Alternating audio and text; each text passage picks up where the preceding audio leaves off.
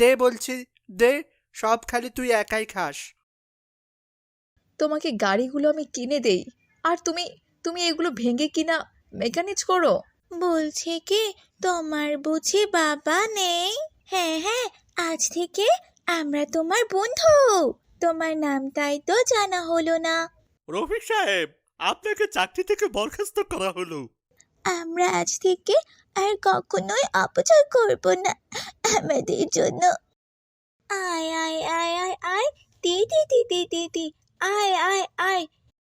এই নে, সব খাবার খেয়ে নে তোরা। আমি বেশি বেশি করে নেব আর তোদেরকে এনে দেব। আয় আয় আয়। হাফসা, এই হাফসা, এটা তুমি কি করছো কি মা? কেন মা, তুমি বুঝি দেখতে পারছো না? আমি মুরগিগুলোকে খাবার দিচ্ছি। কিন্তু মা, মুরগির জন্য তো আলাদা খাবার আছে, আর এগুলো তো আমাদের খাবার। এগুলো তুমি অযথা কেন নষ্ট করছো বলো তো? আচ্ছা আচ্ছা মা, ঠিক আছে, আমি খাচ্ছি। এবার তুমি যাও তো যাও। তার মা চলে গেলে হাফসা আবারও মুরগিগুলোকে ডাকতে থাকে। এই তো মা তো চলে গেছে। এটাই সুযোগ, মুরগিগুলোকে আমি বেশি বেশি করে খাবার দেই। আয় আয় আয় আয় আয়, টি টি টি টি টি টি, আয় আয়। হাফসা, রাকিব, তোমরা কোথায়? দেখে যাও, বাবা তোমাদের জন্য কি নিয়ে এসেছি। ওয়াও, বাবা, এটাতে কি আছে? এটাতে দই আছে। দেখি তো বাবা, দেখি। এটা আমাকে দাও। বলছি কি বাবা, এটা আমি কাউকে দেব না। এটা আমি একাই খাবো। বাবা কি তোমার একলার নাকি? আমিও এটা থেকে পাবো। দে বলছি, দে। সব খালি তুই একাই খাস। আহা মামুনি, তুমি একা একা এটা খেয়ে শেষ করতে পারবে না তো। না না, আমি আমি একাই খাবো। এটা শুধু আমার। আমি কাউকেই দিব না। যাও, কেউ পাবে না। মা, দেখো না, ও সব সময় এমনই করে। মা হাফসা, তুমি তো সবটা খেতে পারবে না মা। তাছাড়া তুমি তো সব সময় খাবার অপচয় করো মা। দাও, তুমি বরং একটু খাবার ভাইয়াকে দাও। কে শোনে কার কথা? জানেনই তো, ছোটরা একটু দুষ্টুমিতে বেশি এক্সপার্ট। আচ্ছা রাকিব, আমি তোমার জন্য আরেকটা আনবো, কেমন? না, আমার বুঝি খেতে ইচ্ছে করে না। আচ্ছা, এই নাও 100 টাকা, এটা তোমার। এভাবে চলতে থাকলে তো ওরা অপচয়কারীতে পরিণত হবে। কি করব তুমি বলো তো? ওদের নবী সুন্নাহ সম্পর্কে আকীদা নাই। ওদেরকে হাতে ধরে খেলার মাধ্যমে বোঝাতে হবে। নবীজির জীবনী সম্পর্কে তাদের বলতে হবে। এই দায়িত্ব তোমার। ইনশাল্লাহ। Boom boom boom. এই প্লেন, উড়ে যা উড়ে যা। তুই উড়ে যা।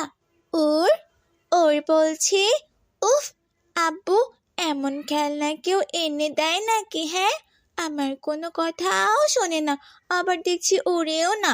যে প্লেন ওড়ে না, সে প্লেনটা দিয়ে আমি কি করব? হ্যাঁ, আমি যদি এটা ভেঙে ফেলি, তাহলে আব্বুকে বললে আর একটা নতুন প্লেন কিনে দেবেন আমাকে।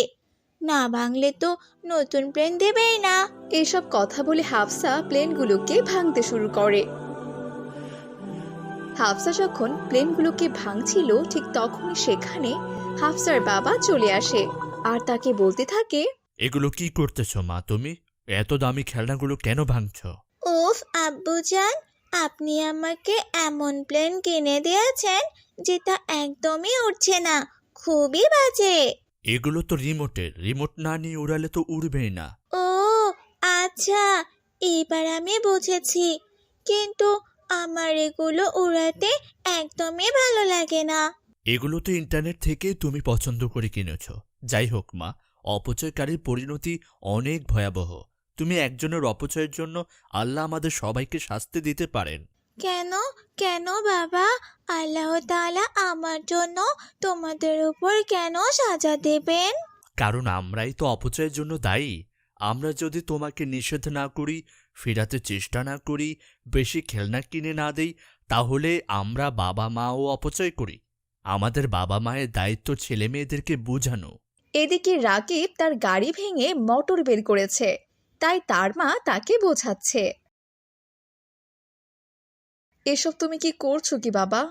রাকিব, তোমাকে গাড়িগুলো আমি কিনে দেই আর তুমি তুমি এগুলো ভেঙে কিনা মেকানিজ করো কেন বাবা? কেন করো এসব তুমি? মা, এগুলো ভেঙে আবার নতুন করে বানাতে আমার খুব ভালো লাগে। আর এই মোটর দিয়ে প্লেন বানাবো আর স্প্রিং বোর্ড বানাবো। তুমি কি জানো বাবা, তোমাদের একটি খেলনা বিক্রি করলে একটি গরিব পরিবার পুরো 1 সপ্তাহ খেতে পারবে। কেন তোমরা এত অপচয় করো বাবা?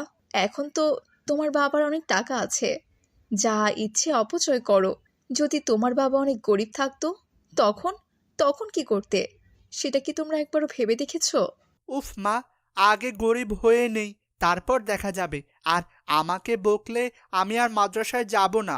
তখনই সেখানে হাফসা ও তার বাবা চলে আসে।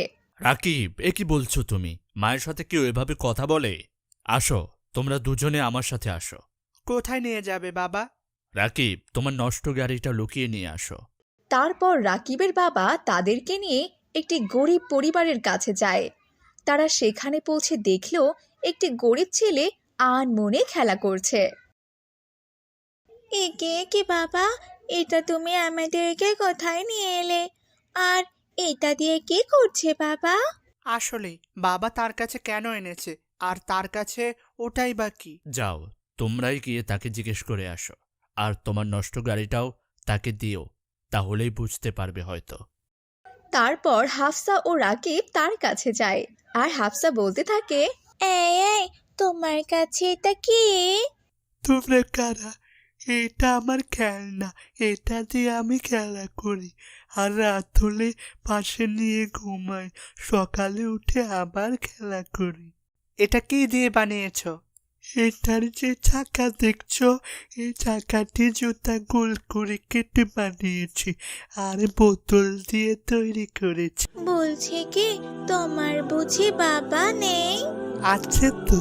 শোনো, তুমি তাকে বলবে যেন তোমাকে বাজার থেকে একটি সুন্দর গাড়ি কিনে দেয়। বুঝতে পেরেছো? আমার মা কালকে কাজ করে যে খাবার এনেছে, আজকে দুপুরে তা খাবো। আর গাড়ি কেনার টাকা আমার বাবার কাছে নেই। আমি যদি তোমাকে একটি নষ্ট গাড়ি দেই, নিবে? সত্যি? তুমি আমাকে তোমার গাড়ি দিবে? হ্যাঁ, দিব। কই, দাও দাও তবে। রাকিব তাকে তার গাড়িটি বের করে দেয়। গরিব ছেলেটি গাড়িটি পেয়ে বুকে জড়িয়ে ধরে আর অনেক খুশি হয়ে যায়। এটা কি একেবারে আমাকে দিয়েছ? হ্যাঁ, এটা একেবারেই তোমার জন্য। জানো, আমার মা যে বাড়িতে কাজ করে, সেই বাড়ির ছেলে মেয়ের কাছে এই গাড়ি দেখেছিলাম। আমি অনেক খুশি হলাম। তোমরা অনেক ভালো। গরিব ছেলেটির এমন খুশি দেখে রাকিব ও হাফসাও অনেক খুশি হয়ে যায়। তোমরা আজ থেকে আমার বন্ধু।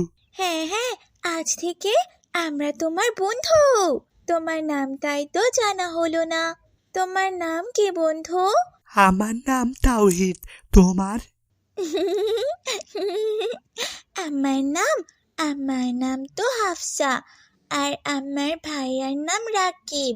দাঁড়াও, বন্ধুর জন্য আমি আরো কিছু নিয়ে আসছি, দাঁড়াও। এরপর রাকিব তার বাবার কাছে যায়। বাবা, আমাকে কিছু টাকা দাও। কেন? বাবা, ওই ছেলেটা অনেক গরিব। আমাদের নষ্ট খেলনা পেয়ে সে অনেক খুশি, অথচ তোমার দেওয়া এত খেলনা পেয়েও আমরা খুশি হই না। আর সে একটা নষ্ট গাড়ি পেয়ে ঈদের মতো খুশি। বাবা, ওর ঘরে বাসি খাবার খায়। আমাকে কিছু টাকা দাও, তাকে দিব। রাকিব তার বাবার কাছ থেকে কিছু টাকা নিয়ে সে ছেলেটিকে দেয়। এই নাও বন্ধু। এত টাকা কার? এগুলো সব তোমার বন্ধু। আর এখন থেকে আমাদের যে খাবারগুলো বেঁচে যাবে, সব খাবার তোমার জন্য আমি নিয়ে আসবো।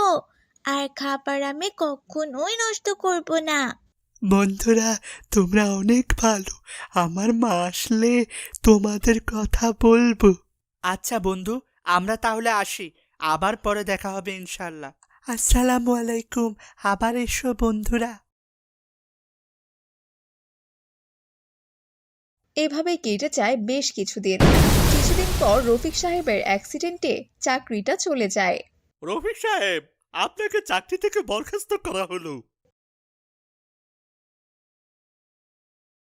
তোমাদের জন্য খেলনা কিনতে গিয়েছিল তোমার বাবা, আজকে আজকে তার এই অবস্থা শুধুমাত্র তোমাদের জন্যই। তোমাদের অপচয়ের জন্য পিতামাতার ওপর কখন যে কাল নেমে আসে সেটা কখনো বোঝা যায় না। আজকে আজকে তার চাকরিটাও চলে গেল। বাবা, আমরা আর তোমার কাছে কিছু চাইবো না। আমাকে আমাকে ক্ষমা করে দাও বাবা।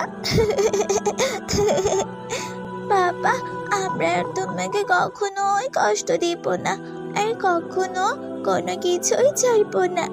আমরা আজ থেকে আর কখনোই অপচয় করব না। আমাদের জন্য তোমার চাকরিটাও চলে গেল, ক্ষমা করে দাও। মা, তোমরা নিজেদের ভুল বুঝতে পেরেছ, এটাই অনেক। আল্লাহ চান তোমরা ভালো হও। শয়তান আমাদের প্রকাশ্য শত্রু। যারা অপচয় করে তারা শয়তানের ভাই। আমরা আর অপচয় করব না বাবা, আর শ্রেষ্ঠ উম্মত হয়ে আল্লাহর কাছে শয়তানের মতো নিকৃষ্ট হব না। বন্ধুরা, তোমরা যদি আল্লাহ ও আল্লাহ নবীর কাছে নিকৃষ্ট হতে না চাও তবে অপচয় করো না। আর আমাদের থেকে কিছু শিখে থাকলে চ্যানেলটিকে সাবস্ক্রাইব করো আর শেয়ার করো তোমার আত্মীয় স্বজনদের কাছে। ধন্যবাদ তোমাদের রাকিবের ইসলামিক কার্টুনে সময় দেওয়ার জন্য।